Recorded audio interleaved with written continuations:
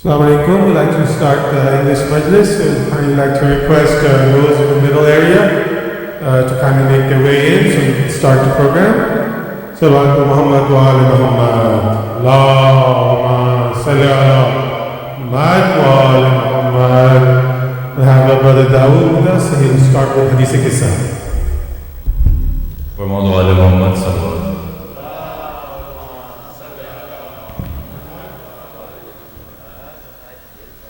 In the name of Allah, the All-Merciful and the All-Compassionate. Fatima Zahra, the daughter of the Prophet, peace be on him, is to have thus related with them. My father, the Prophet of Allah, came to my house one day and said to me, "Peace be on you, Fatima." I replied, "And upon you, peace." Then he said, "I feel weakness in my body." I said, "Allah protects you from weakness, father."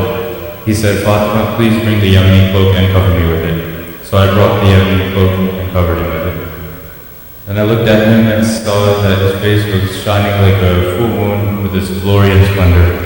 After a while, my son Hassan came in and said, "Peace be on you, mother." I replied, "And upon you peace, O light of my eyes and the delight of my heart." He then said, "Mother, I smell a fragrance so sweet and so pure as that of my grandfather, the Prophet of Allah." I replied, "Yes, your grandfather is lying underneath the cloak." Hassan went near the cloak and said, "Peace be on you, my grandfather, the Prophet of Allah. May I enter the cloak with you?"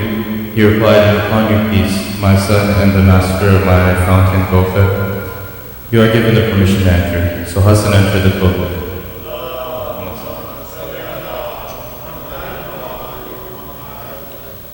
After a while, my son Hussein came in and said, "Peace be on you, mother." I replied, "And upon you peace, O light of my eyes and the delight of my heart." He then said, "Mother, I smell a sweet fragrance like that of my grandfather, the Prophet of Allah." I replied, "Yes, your grandfather and your brother are lying underneath the cloak." Hussein stepped towards the cloak and said, "Peace be on you, my grandfather, the chosen of Allah. May I enter the cloak with you?" He replied, "And upon you peace, my son, and the interceder of my followers. You are given the permission to enter." So Hussein entered the cloak with him.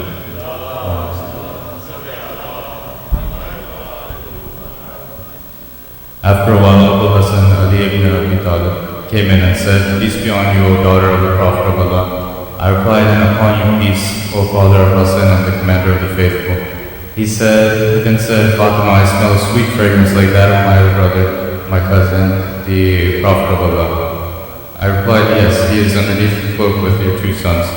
So Ali went near the cloak and said, "Peace be on you, Prophet of Allah, may I enter the cloak with you?" He replied, "And upon you peace, my brother, my legatee, my successor, and my standard bearer. You are given the permission to enter." So Ali entered the cloak with him.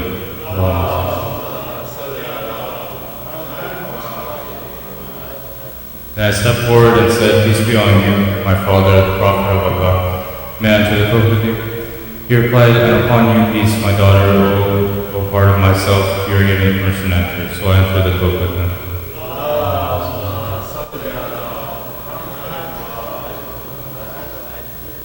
Getting together underneath the cloak, my father, the Prophet of Allah, held the two ends of the cloak and raised his right hand towards the heavens and prayed, "O Allah, these are the people of my household out of faith.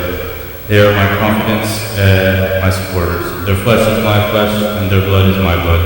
Whoever hurts them hurts me too. Whoever displeases them displeases me too. I am at war with those at war with them. I am at peace with those at peace with them. I am the enemy of their enemies and I am the friend of their friends. They are from me and I am from them. O Allah, bestow your blessings, benevolence, forgiveness, and your pleasure upon me and upon them, and remove impurity from them and keep them thoroughly pure." Then the Lord Almighty Allah said, "O my angels, O residents of my heavens, verily I have not created the erected sky, the stretched earth, the illuminated moon, the bright sun, the rotating planets, the flowing seas, and the sailing ships, but for the love of these five underneath the cloak." Gabriel, the trusted angel, asked, "Who are under the cloak?" The Almighty answered, "They are the household of the Prophet and the assets of prophethood. They are Fatima, her father, her husband, and her two sons."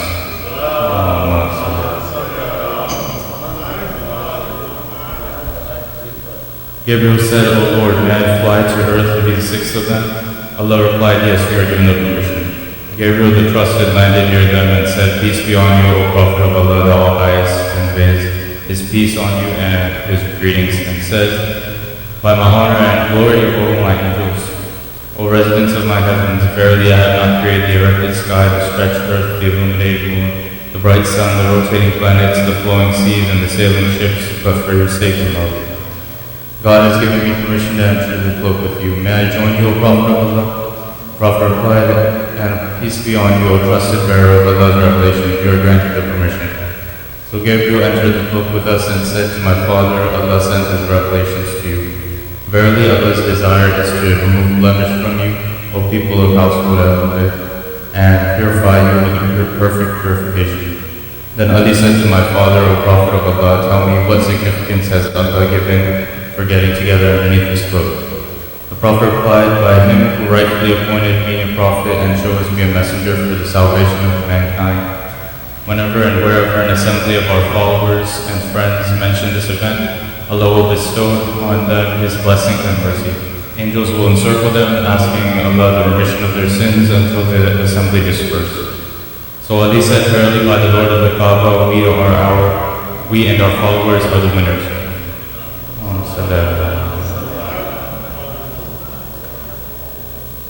Then my father replied, by him who rightfully appointed me a prophet and chose me a messenger for the salvation of mankind.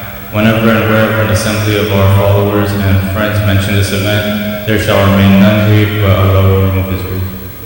There shall remain none distressed, but Allah will dispel distress. There shall remain none wish seeker, but Allah will grant his wish. Ali happily said, verily by the Lord of the Kaaba, we and our followers are the winners and the blessed in this world and the next.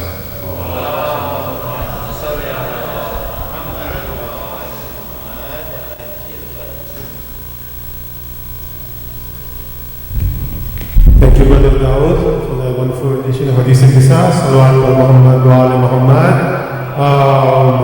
Salli ala Muhammad wa ala Muhammad. Now we'll have Dr. Abbas come up and read a small poem for us. Salawat ala Muhammad wa ala Muhammad. Salli ala Muhammad.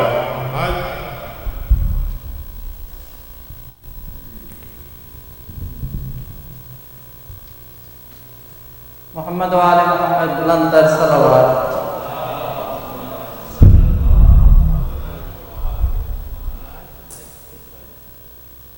This short poem is about the call of Imam Hussain on 10th of Muharram during the time of Asr. Hal min nasirin yansurna? Is there someone who will come for our help? Is there someone who will come for our help? We, the Shia of Ali, we answer your call, Labbaik ya Hussain, Labbaik ya Hussain. What that call mean for us 1400 years after the tragedy of Karbala? We will rise against tyranny and injustice.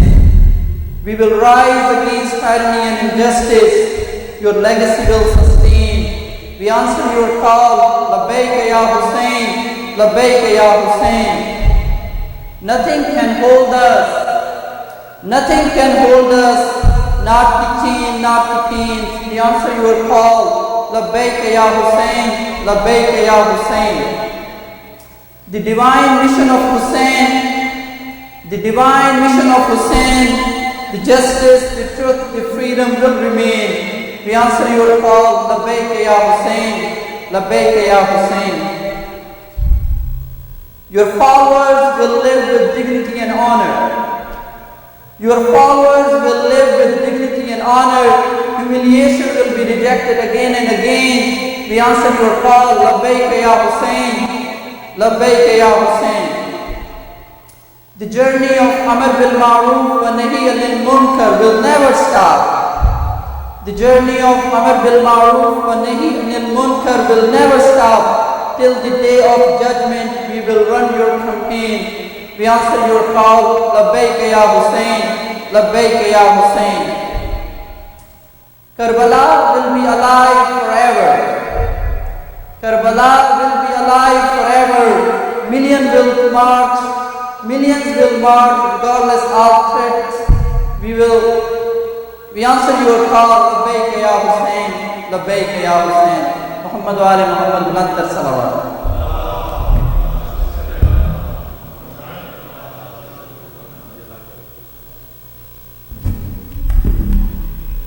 Just a couple of quick housekeeping announcements. Please kindly move forward as much as possible as we're expecting a little bit of a larger crowd tonight. Please keep your cell phones on silent to have proper majlis etiquette. No eating, drinking inside the hall, that's required. Niyaz distribution will be outside. If anyone would like to sponsor any niyaz or any majlises after post Ashura, you can see me, Brother Jafar, Sister Aziza, Sister Taysin. Salawat ala Muhammad wa ali Muhammad.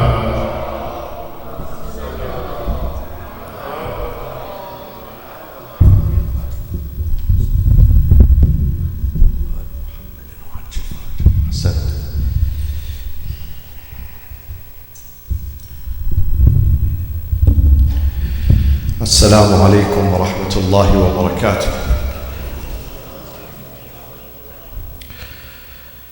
بسم الله الرحمن الرحيم. الحمد لله رب العالمين، والصلاة والسلام على أنبياء الله جميعا وعلى سيدهم وخاتمهم حبيب إله العالمين أبي القاسم المصطفى محمد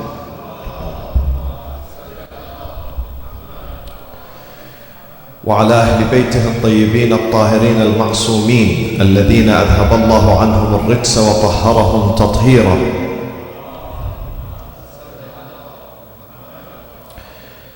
صلى الله عليك يا رسول الله، صلى الله عليك يا أبا عبد الله، يا رحمة الله الواسعة، ويا باب نجاة الأمة، ويا عبرة كل مؤمن ومؤمنة. يا ليتنا كنا معكم فنفوز فوزا عظيما. أعوذ بالله من الشيطان الرجيم. بسم الله الرحمن الرحيم.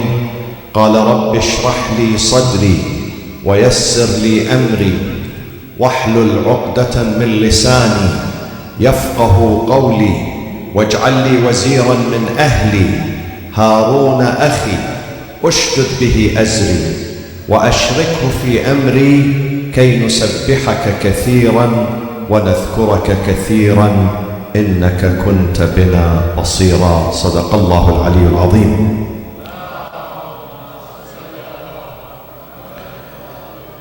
These important verses in chapter 20, Surah Taha, tell us something important in the history of our prophets. At least two of the messengers of God, two universal messengers of God, requested and asked God to appoint for them helpers, senior aides, wazir, but from their own families, specifically their brethren, their brothers, so they can help them out in their mission. وَأَشْرِكْهُ فِي أَمْرِي, make him a partner in my mission. The job that the prophets had was very strenuous, very challenging, very difficult. God says in Surah Al-Muzammil to Prophet Muhammad sallallahu alayhi wa sallam, you have to stand in the middle of the night to speak to me, because you need to draw that energy from me. You need that inspiration and energy from me. Why? Because during the day you have a huge mission, a challenging mission. Inna, indeed, we're going to cast upon you, Inna sanulqi alayka qawlan thaqila. During the day we're going to cast upon you a heavy work, a heavy world, a heavy mission. It wasn't easy. They needed helpers and senior aides. They needed someone who can compete with them, who are compatible with them. They have the same strength, the same resilience, the same perseverance. And therefore, Musa asked God, he said to him, "Oh God, I need my brother Aaron to be my helper. Harun akhi." Likewise, Prophet Muhammad sallallahu alayhi wa sallam asked the same question from God, and he repeated exactly according to Islamic history. What I'm going to say now has been recorded in many credible Sunni sources by renowned Sunni scholars. One of them, Jalaluddin al-Suyuti, Egyptian, in his tafsir, in his book Ad-Durr al-Manthur, his exegesis of Quran. The other, Muhammad ibn Umar al-Fakhr al-Razi, an Iranian Sunni scholar. He died 606 Hijri, 800 years ago, in his tafsir, in his book of tafsir. Another one, the famous historian from Damascus, Ibn Asakir al-Dimashqi. This is the Hafiz, the well-known historian and a transmitter of hadith. In his book, Tarikh Dimashq, History of Damascus. The other one, the Muhaddith, the Hafiz al-Baghdadi, in his book, Tarikh Baghdad. These are credible Sunni sources. They say the following, that the Prophet recited the same verses. He said, Rabbi shrah li sadri, expand my chest for me. I need to have more tolerance. I'm dealing with tough people. Arabs at that time were very tough, were very backward, the time of dark ignorance. Rabbi shrah li sadri, because he's going to be a leader, and a leader without tolerance means you're going to fail in your mission. If you assume the post of presidency, a leader of a community, a mayor of a town, a leader of an Islamic center, a mosque, number one quality you need to possess is tolerance. You have to have tolerance. You have to listen to people. People are going to criticize you. Some of them are going to curse you. Some of them would not like you. Some of them might not appreciate what you do, so you have to have tolerance. This is why you have to ask God always, when you go on a tough day, on a tough job, say, Rabbi shrah li sadri.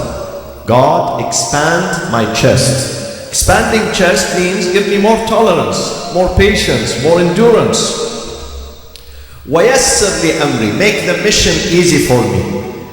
And then he said, وَاجْعَلْ لِي وَزِيرًا. This is what the Sunni scholars say in their books. وَاجْعَلْ لِي وَزِيرًا, appoint a helper for me. Ali, between two parentheses, Ali, the name of Ali ibn Abi Talib. This is not a word in the Quran, by the way. I don't want someone to say, oh, Mustafa al-Qazwini today said in the Quran the name of Ali is mentioned. No. This is the dua, supplication, being extracted from the Quran, but the Prophet himself added the word Ali, specifically Ali. When he asked for a senior aide and a helper, he said Ali. And then he said to him on many occasions, he said to him, أنت مني بمنزلة هارون من موسى إلا أنه لا نبي بعدي. Oh Ali, your parable, your example to me is the example of Aaron to Moses. He was his senior aide and helper.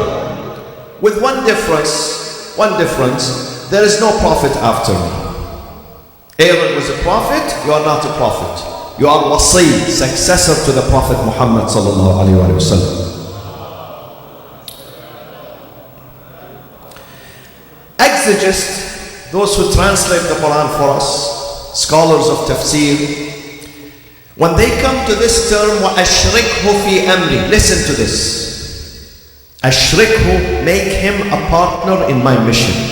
Make this senior aide, this helper, as a partner in my difficult mission. There are certain things that only the Prophet should do, not any one of his friends or companions. Such as what? Number one, that the Prophet must do himself. He must assume this role. He should not delegate this role to anyone. That when the wahi revelation descends upon him, he has to read the verses to the people. He has to convey these verses to the people. He has to transfer them from God to the people. He has to assume this role. With one exception. Ali ibn Abi Talib can assume the same role. The same role, like the Prophet. Though the Prophet has to do the debut, the first transmission that has to be done by the Prophet. They have to hear it from the Prophet. Then after that, the Sahabas, the Muballighin, the speakers, those who invite people to Islam, They can repeat it, but the first time it has to be done by the Prophet. But books of history, they say no, with one exception to this rule, and that exception is Ali ibn Abi Talib. Because when Surah Bara'ah, chapter number 9, Bara'ah has two names, Tawbah, repentance, and Bara'ah. When it arrived, this is a very critical chapter in the Quran. Very critical chapter. And it addresses the non-believers of Mecca, the pagans. The Prophet sent Abu Bakr first during the season of Hajj. Because pagans, polytheists, they used to perform Hajj. They had Hajj. Hajj preceded Islam. Even the Jahilis, even the non-believers, they used, this was a rituals. Hajj for them was rituals. But it was different than Hajj today. For instance, they would circumambulate around the house naked, men and women naked. Rather than reciting dua or Quran, they would clap and whisper. And whistle.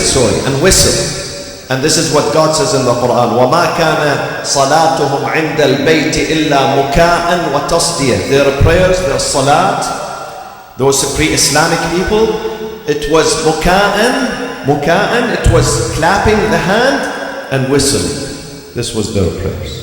When Quran came, changes these things, gave them value, meaning.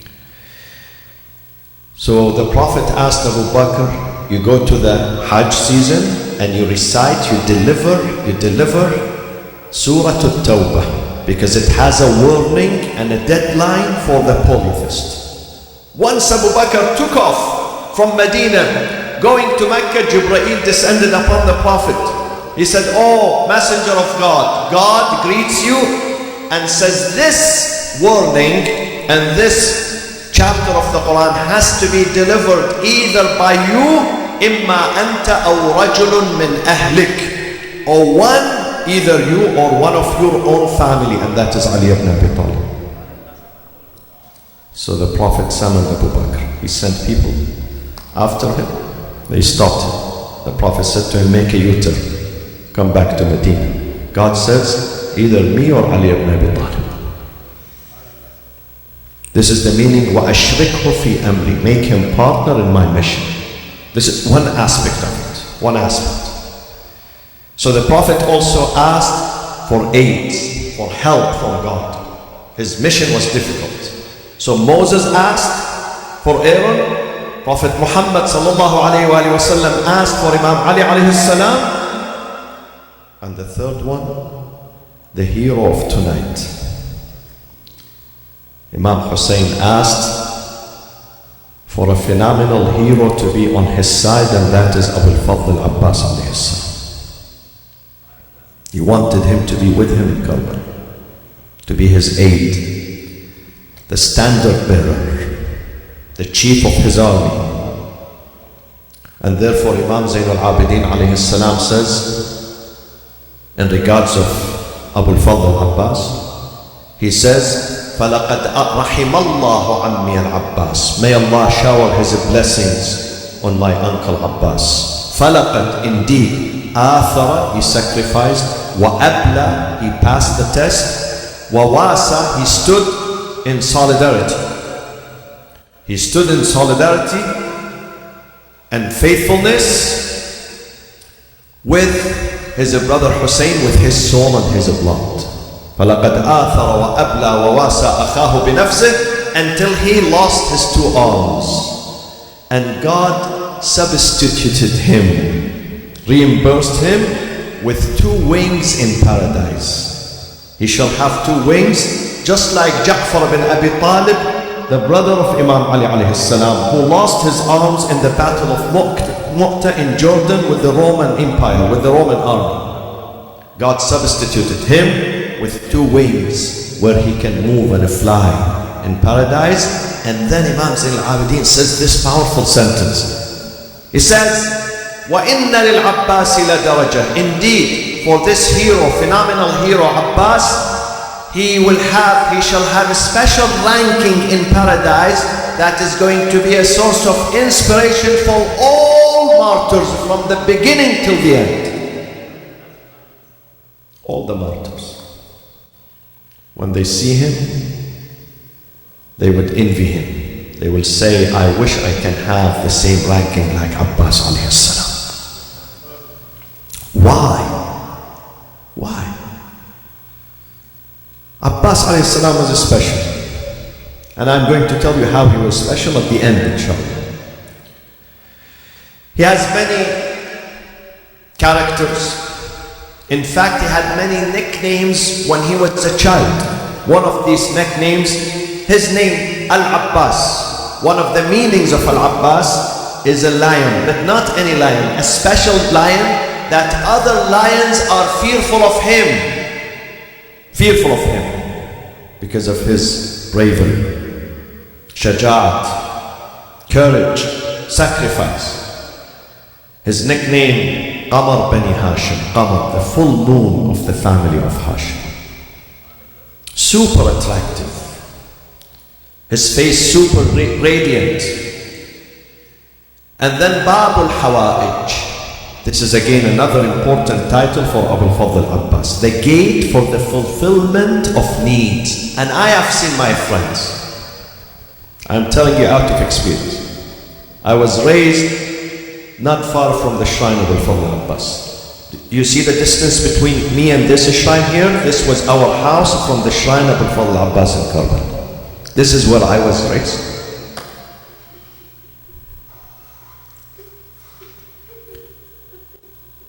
Till the age of 10 when I left Karbala, I used to see myself, people come from all over Iraq, Sunni people.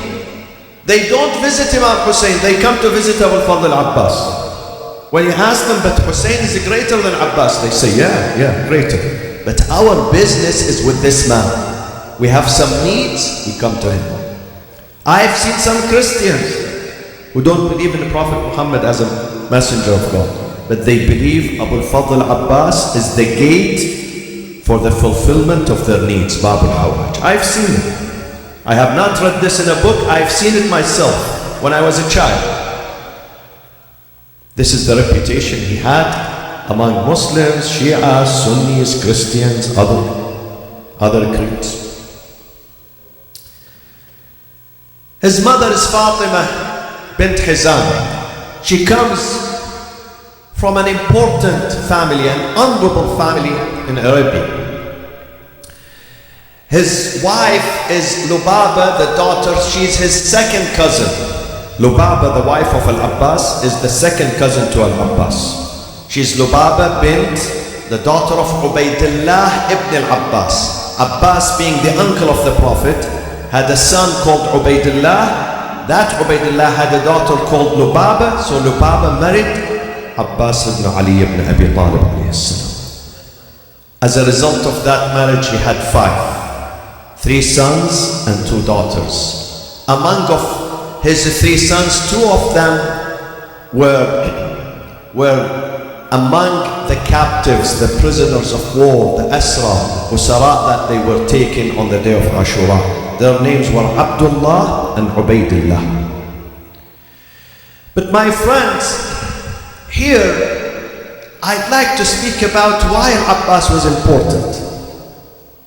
See, when you look at brothers in the history of mankind, when you look at brothers and brotherhood, 2 striking images come to your mind. One, the brothers of Joseph, Yusuf alayhi salam. The brothers of Joseph, their father was a prophet, their grandfather was a prophet, their great-grandfather was a prophet. Their father was Jacob, Yaqub, Israel. Their grandfather Isaac, Ishaq. Their great-grandfather is Ibrahim. So they lived in a household of a prophethood. They see revelation. They see the book of God firsthand. They were raised by a prophet. But unfortunately, when the time for test came, they failed miserably. They failed. And this is not the first incident. Before them, the son of Noah failed. Before them, at the dawn of history, who failed? Qabil and Habil. Qabil murdered Habil. Why? because of jealousy, because of envy, because of rivalry. When faith is missing, a brother, a sibling could murder his own sibling. At that time, there were no competition on earth. The population of earth was only 4: Adam, Eve, Abel, and Cain. Period. They had plenty of land, plenty of farms, plenty of everything. But then Abel failed in a small test. So don't tell me that someone is working for Islam, but yet he's not doing a good job. My friends, the children of a prophet did not do a good job. Children of a prophet, they failed. Shaitan is there. Shaitan is powerful. And here we learn something, that family ties, blood relationship might not help you if you don't have faith. What is going to help you is only faith in God. Iman, true Iman. Not blood relationships. Not even marriage. Some people say, but those are the wives of the Prophet, they are holy. Read the Quran. Quran says, وَضَرَبَ اللَّهُ مَثَلًا لِلَّذِينَ كَفَرُوا امْرَأَةَ نُوحٍ وَامْرَأَةَ لُوطٍ. God presents the parable of those who are disbelievers, the wife of Noah, the wife of Lut. Both. كَانَتَا تَحْتَ عَبْدَيْنِ مِنْ عِبَادِنَا. They lived under 2 righteous people of our servants, but then they betrayed them in their mission. They did not listen. Why? Because we have free choice. So don't come and tell me she's a wife, she was with the Prophet, sleeping with him, eating with him, she's righteous. No, not necessarily. She could be righteous like Khadija, like Ayman, like many others of the wives of the Prophet, like Zainab bin Jahsh, the wife of the Prophet, like Mary, the Coptic, who was previously Christian, like Safiya, who previously was a Jew, but when they became Muslims, they became the best Muslims. But others unfortunately failed. Some others, they failed. They betrayed the Prophet. So it happens. Blood relationship or marriage would not help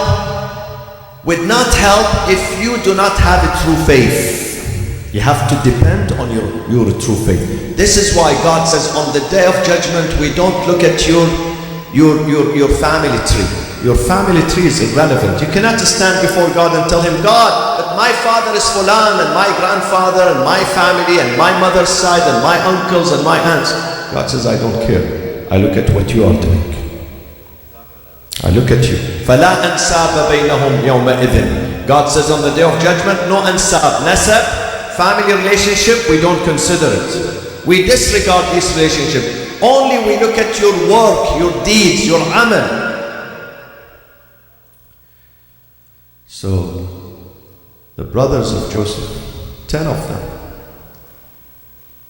because the father practiced some form of favoritism. Joseph being still young, a child, they were adults. Joseph and Benjamin are from a different wife.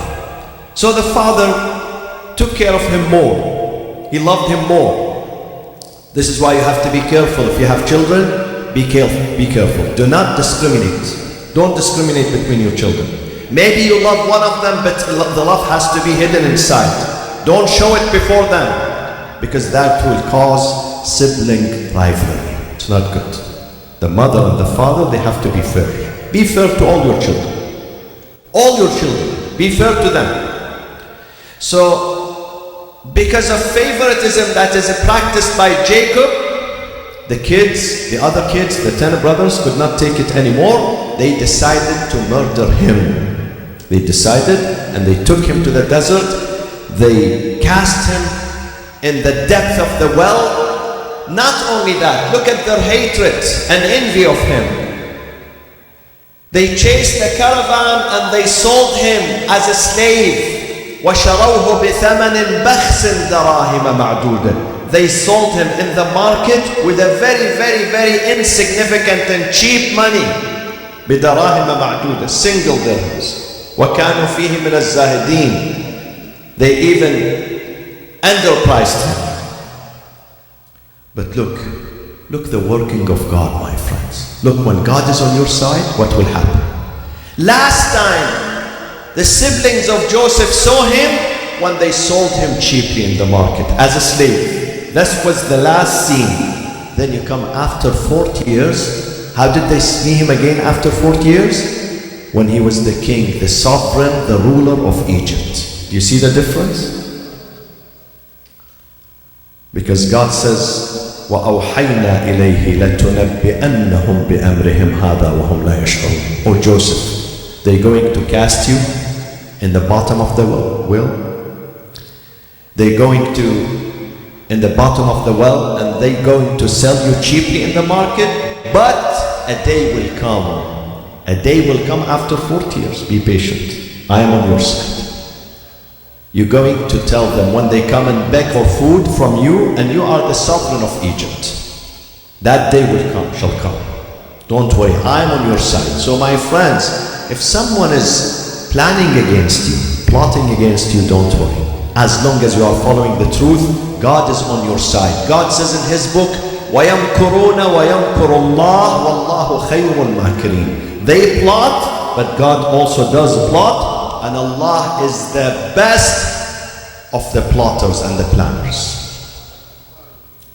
Remain steadfast. You're going to be successful. Don't worry about your enemies. As long as you are doing well, don't worry about your enemies. Then we come, so that is a sad story of how brothers treated their own sibling. But then you come to Imam Hussein alayhi salam and his brothers.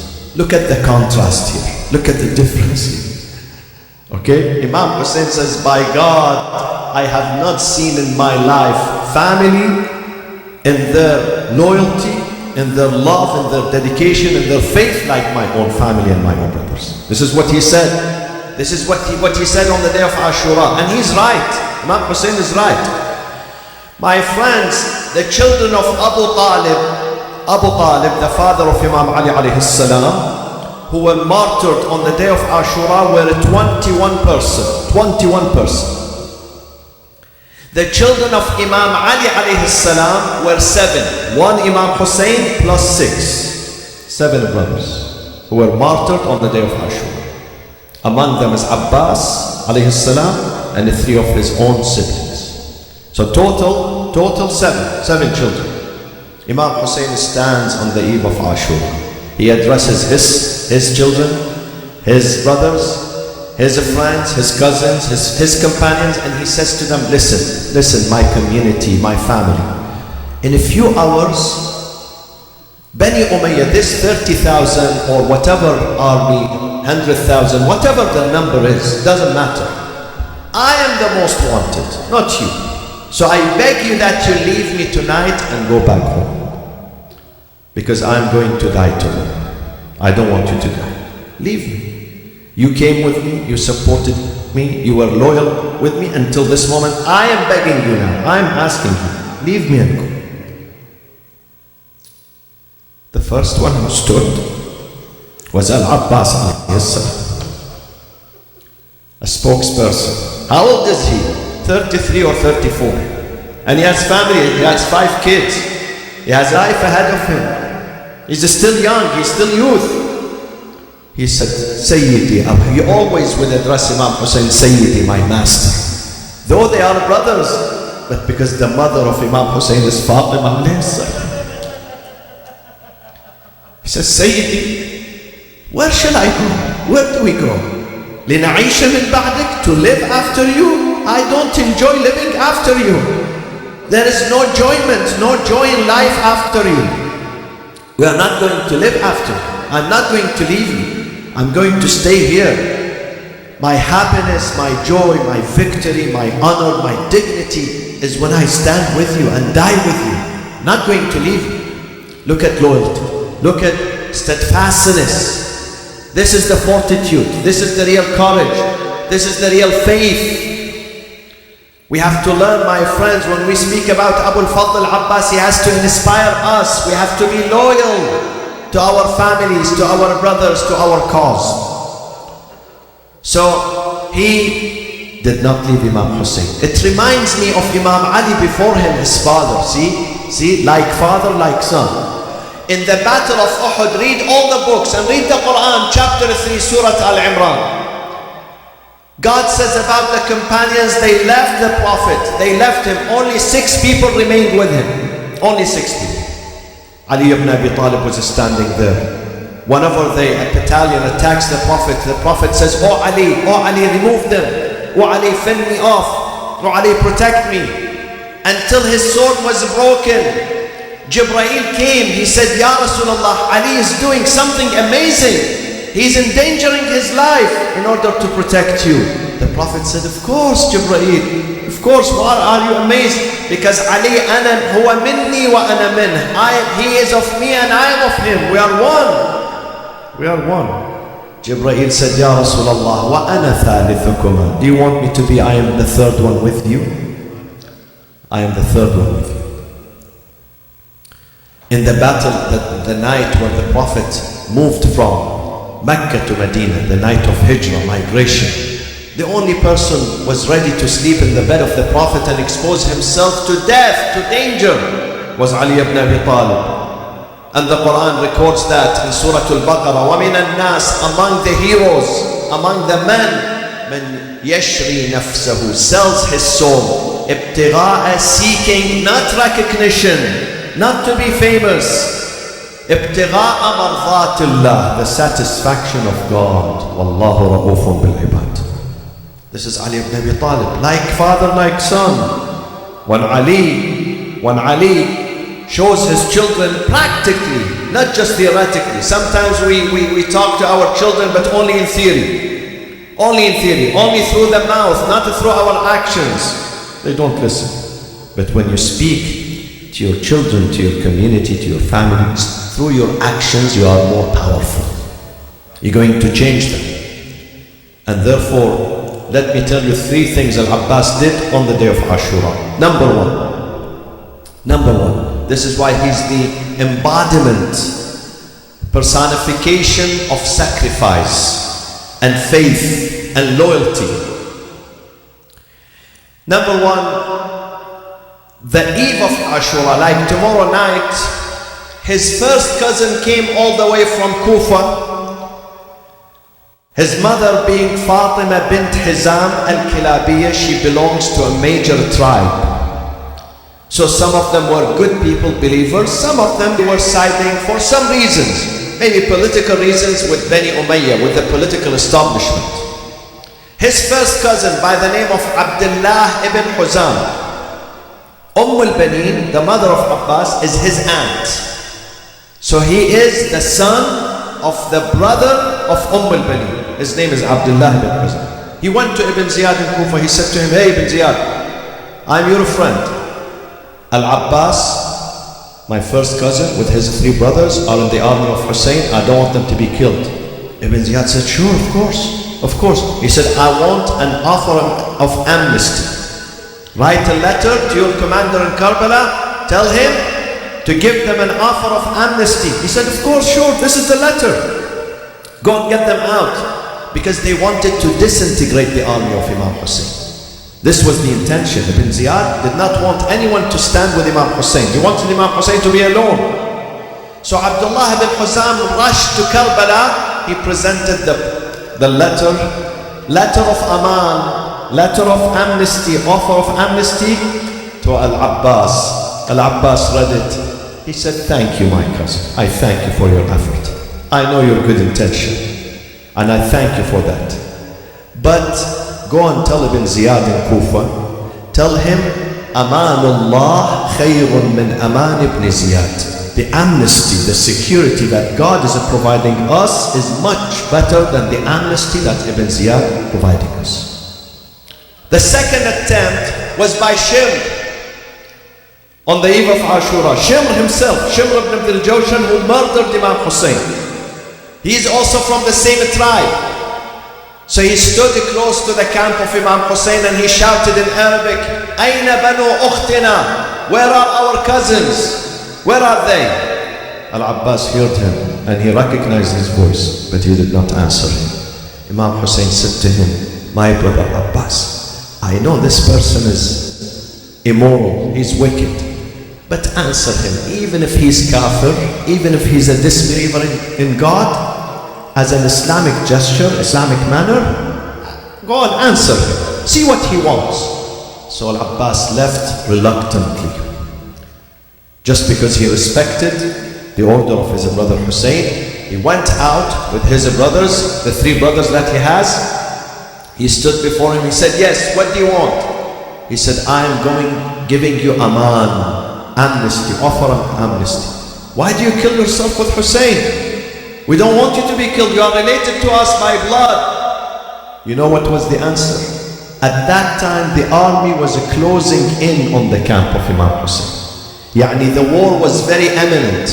It means that in 3 or 4 hours from now, the war is going to begin and everybody is going to be slaughtered.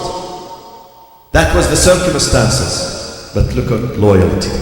Look at steadfastness. Al-Abbas said to him, لَعَنَكَ اللَّهِ, may God curse you and curse the aman that you brought us. You give me aman and you don't give the son of the Prophet Hussein.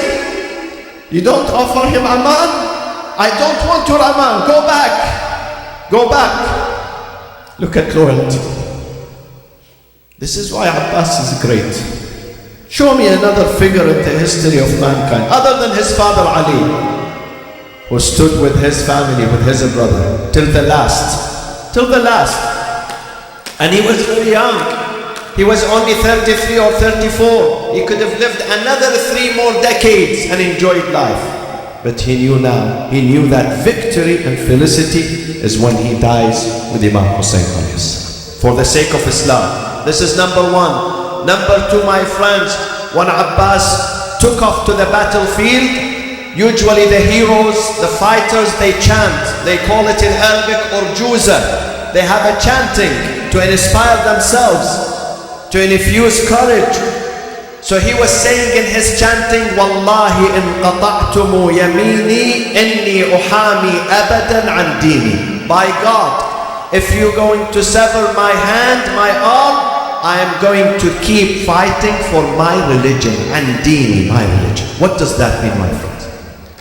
It means we give everything we have in this life for the sake of deen, for the sake of religion. It means that put always deen above everything else. Don't put your personal interest. Don't put the dunya. Don't put anything else above the deen. Deen here means the cause of God. God says in His book, الَّذِينَ آمَنُوا يُقَاتِلُونَ فِي سَبِيلِ اللَّهِ. The true believers, those who fight for the sake of their faith, for the cause of God. Don't compromise your faith. Don't sell it cheap. Don't. Give everything. Abbas says, I'm willing to give my right arm, left arm, my head, my blood, my 3 brothers, my children, my family, for the sake of deen, for the sake of faith. This is victory. This is real victory. Why Abbas has a shrine not smaller than the shrine of Imam Hussein, not less significant than the shrine of Imam Hussein? Why? He's not ma'soom. But look how he elevated himself to the level of Imam Hussein alayhi salam. Sometimes even before you visit Imam Hussein, you begin visiting Abbas, then you go to Hussein. Or if you begin with Hussein, then you must go to visit Abbas alayhi salam. Look at the reward. Some of the ulama say, subhanallah, every martyr in Karbala, Imam Hussein will carry him and bring him and bury him in a hole next to his grave. Except Abbas. He tried to carry him, he couldn't, because the body of Abbas was cut into pieces. And this was the intention of God. God wanted Abbas to lay down on the bank of the Euphrates, so he will have a special mausoleum, a special shrine, a special grave, a special zariq for himself, for his recognition, for his reward. So he said, I am going to fight for my deen. Remember, my friend, those of you who love Abbas, those of you tonight who are commemorating Abbas alayhi salam, put your deen first. If you are male, female, adult, young, whatever you are, Remember, this is the message of Abbas. Inni uhami abadan an dini. Indeed, forever I'm going to protect and fight for my religion. My religion first. The third one, all know about it. The battle of Ashura was during the month of October. Those of you who go to Iraq is hot during August, September, October, even November. So it was hot on the day of Ashura. The weather was hot. The water supply was cut off from the camp of Imam Hussein since the 8th day. So for 48 hours, no drop of water in the camp of Imam Hussein. No one was able to drink anything. Even if Bani Umayyah left Imam Hussein with no fighting, maybe he couldn't survive one more day.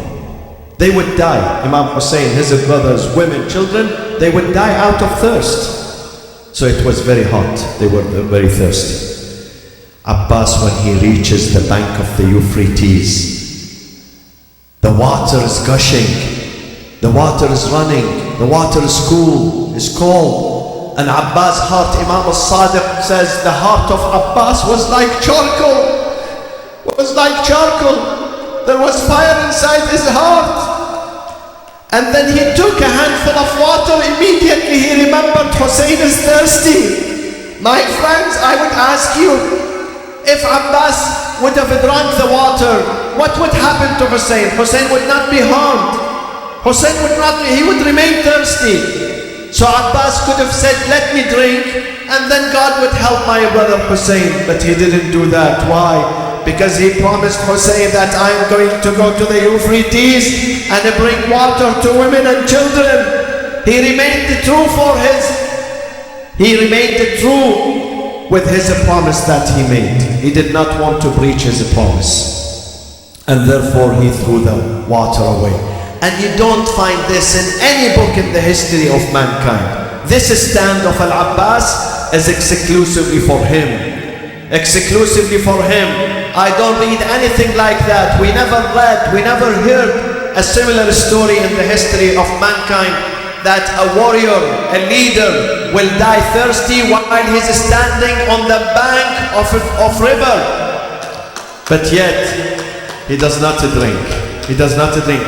My friends, those of you who have been to Karbala maybe in the past, you know what goes underneath the shrine of Imam Abbas alayhi salam, you know underneath his mausoleum, there is a river, there is a stream. A man died 1400 years ago. Still the river is running next to his grave. Look at this hero. This is the sacrifice of Abbas alayhi salam. So he comes to Imam Hussein. He said, Ya Aba Abdullah, I can't take it anymore. Look at the cries of women and children. Hussein says to him, Akhi, my brother, Anta qa'idu liwa'i, you are the standard bearer. You are the chief of my army. And say, Lady Zainab and other women are happy you are their protector. So if you go, my army is going to be dismantled and dispersed. Abbas alayhi salam said, but I cannot hear the wailing, the cries of women and children who are crying, Al-Atash, we are thirsty. So Imam Hussein said to him, I give you permission to just go there, bring them some water and come back soon. I want you to be with me. Abbas took the skin water container with him and he forged. They surrounded him. In some historians say 4,000 fighters. They did not allow him to go through, but he forged through them, dispersing them left and right. He successfully arrived into the bank of the Euphrates. He puts his hand in the water. The water was cold, was fresh. The water reaches his lips. But then he remembered, he gave a promise to Hussein. He threw the water away. And then he filled the container. He was happy that he's going to go back to the kids. Lady Sakina and other kids are waiting for him. He filled it. He mounted his horse. While he was heading back, one of the enemy combatant was laying for him behind a tree. While Abbas passed behind him, he attacked Abbas. He severed his right arm. Abbas was reciting, Wallahi in qata'tumu yamini inni uhami abadan an dini. By God, if you cut off my right arm, I'm going to still fight. He continued moving. He didn't care. While he was moving again, another enemy attacked him and he severed his left arm. Abbas did not have any arm.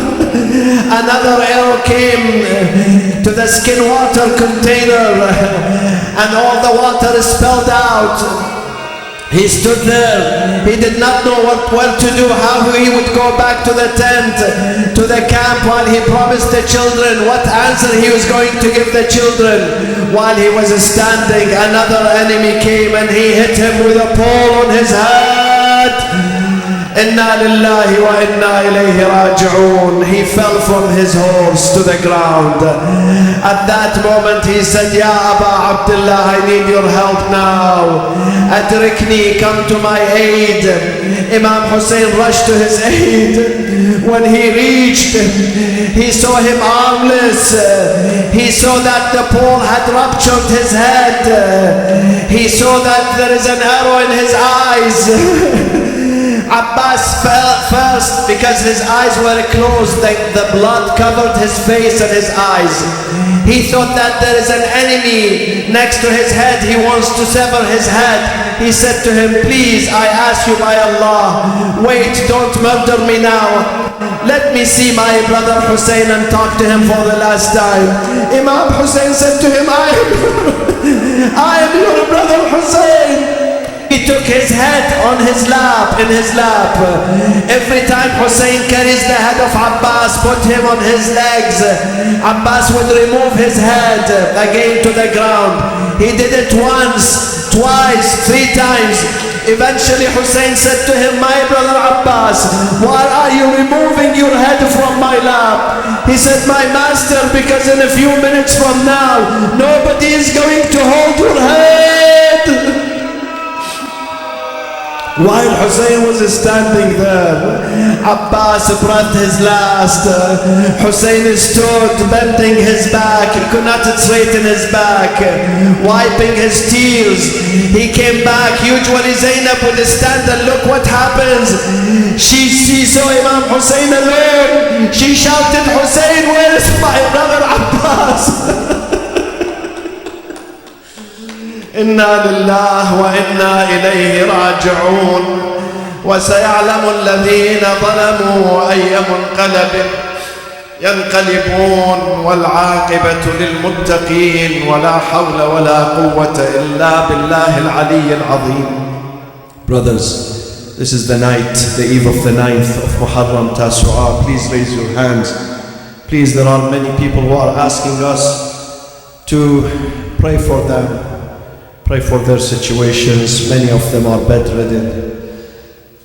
Many of them could not attend the majalis during these holy nights. Not only our brothers and sisters, the whole humanity needs our du'as. Governments are unable to do anything with this test, with this virus. Only du'a, only Allah subhanahu wa ta'ala can answer the beleaguered people, the prayers, the sincere prayers of you, especially during these nights of Muharram. So please raise your hand. Let's recite this ayah 3 times and pray for all those people who asked us to remember them. أعوذ بالله من الشيطان الرجيم. بسم الله الرحمن الرحيم. أمن يجيب المضطر إذا دعاه ويكشف السوء. أمن يجيب المضطر إذا دعاه ويكشف السوء. أمن يجيب المضطر إذا دعاه ويكشف السوء. يا Allah. Oh Allah, answer our prayers. Oh Allah, there are some innocent men, women, children and others. Oh Allah, for the sake of those ibad, your servants, we are guilty. We know we are sinners. But Allah, you are Arham Ar-Rahim. You are the most compassionate, most merciful. Oh Allah, we want you to remove this affliction from the entire humanity, from the entire people of earth, Ya Arham Ar-Rahimeen, and bring happiness, bring relief, bring health, inshallah, bestow health on all mankind, Ya Arham Ar-Rahim. Accept our amal, our deeds, our small contributions during these days and nights, and keep us strong on the path of Imam Hussein and Ahlul Bayt. Let us learn from them, from their lessons, from their sacrifices, so we can help our communities and our societies and our families. Ya Arham Ar-Rahimeen, hasten the arrival of the universal Savior, our Imam, our leader, Al-Imam Al-Mahdi Al-Muntadhar, Ajjalallahu Ta'ala Farajahu Al-Sharif. وإلى أرواح المؤمنين والمؤمنات ثواب الفاتحة مع الصلاة على محمد وآل محمد.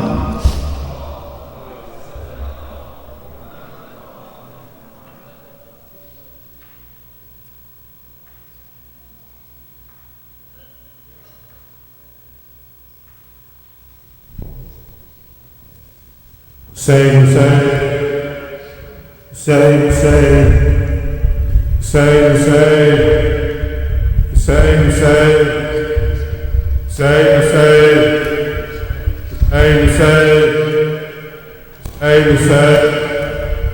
Hussein, Hussein, Hussein, Hussein, Hussein, Hussein.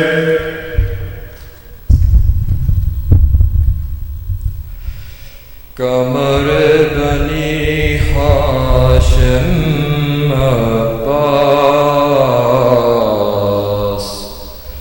shelter of Zainab Abbas, Ya Abbas, oh Ya Abbas, Ya Abbas, oh Ya Abbas, Ya Abbas, oh Ya Abbas, Ya Abbas, oh Ya Abbas, Ya Abbas, oh Ya Abbas, Ya Abbas, oh Ya Abbas, Qamar Bani Hashim Abbas, shelter of Zainab Abbas, Ya Abbas, oh Ya Abbas, Ya Abbas, oh pride of Amir al-Mu'mineen, Lion of al-Banin, pride of Amir al-Mu'mineen, Lion of al-Banin, Lion of al-Banin. Who can be brave as you, Mawla? Who can be brave as you, Mawla? Who can your loyalty surpass? Ya Abbas, oh Ya Abbas, Ya Abbas, oh Ya Abbas, Qamar Bani Hashim Abbas, shelter of Zainab. You are the Ghazi of Al-Kamal, the ultimate Sultan of Wafa, the Kamaldi of Al-Kamal, the ultimate Sultan of Wafa, the ultimate Sultan of Wafa. You are the Qamar Bani Hashim, you are the Qamar Bani Hashim. Who can match your strength and class?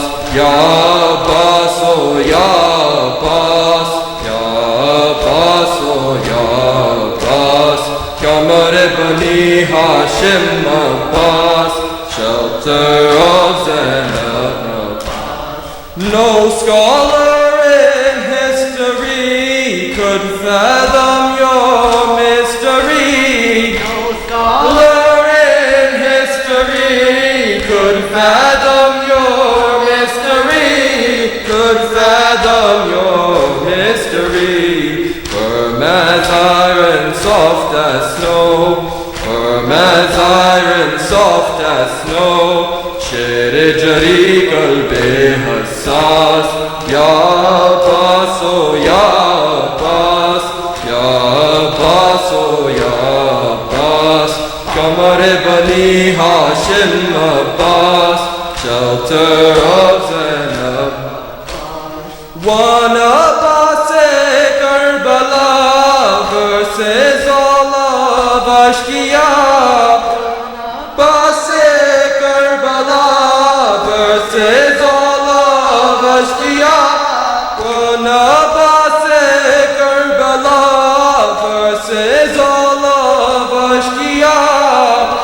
Abbas Karbala versus all of Ashkiya.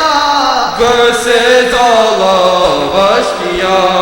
Ujaki of Imam Zaman, Ujaki of Imam Zaman, Uja the Shar of Jinn wan Nas, Ya Abbas, oh Ya Abbas, Ya Abbas, oh Ya Abbas. Kamar Bani Hashim Abbas, shelter of Zainab. Said Abbas unto Hussein, with you Mawla till the end. Abbas unto Hussein, with you Mawla till the end. With you Mawla till the end. In this Laylatul Ashura, in this Laylatul Ashura, Aka, your haqq is clear as glass. Ya Abbas, oh Ya Abbas, Ya Abbas, oh Ya Abbas. Kamar Bani Hashim Abbas, shelter of Zainab. Sham Ghariba in Karbala, helpless orphans Ashkiya. Sham Ghariba in Karbala, helpless orphans Ashkiya. Helpless orphans Ashkiya. Where are you, Ammu Ghazi? Where are you, Ammu Ghazi? Cry Sakina hai pyas. Ya Abbas, oh Ya Abbas, Ya Abbas, oh Ya Abbas. Kamar Bani Hashim Abbas, shelter of Zainab Abbas. Ya Abbas, oh Ya Abbas, Ya Abbas, oh Ya Abbas. Kamar Bani Hashim Abbas, shelter of Zainab Abbas. Ya Hussein, Hussein, Hussein, Hussein, Hussein, Hussein, Hussein, Hussein, Hussein, Hussein. Allahumma salli ala Muhammad wa ala Muhammad. Please get ready for Salat. Inshallah, we'll have Salat right away and then followed by Urdu Majlis.